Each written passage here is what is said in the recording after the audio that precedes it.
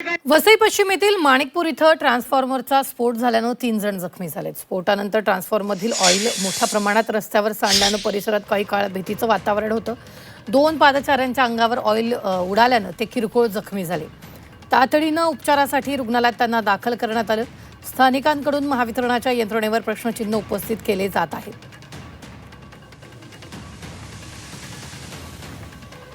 उद्या जाऊन आज देवाची कृपेने जास्त काय झालं ना, 2 जणांना लागलं। उद्या जाऊन कुणाचा जीव गेला असता त्याची जिम्मेदारी कोण घेतली असती, त्याच्या घराला कोण बघितलं असता।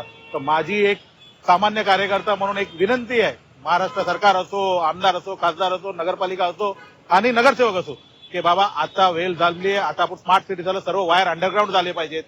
हे बजेट कसं पण तुम्ही करा, कुठून पण करा, पण वायर झाली अंडरग्राऊंड झाली पाहिजे। वरती वायर असतात, जरा एक हवा येते ना, आता पावसाळा चालू झाला, एक हवा आली की लाईट गेलं। त्या लोक वर्क फ्रॉम होम करतात, पोरं घरी शिकतात, वयस्कर लोक आहेत, त्यांना घरी त्रास होतो लाईट नसल्यामुळे, तासनतास लाईट नसतो।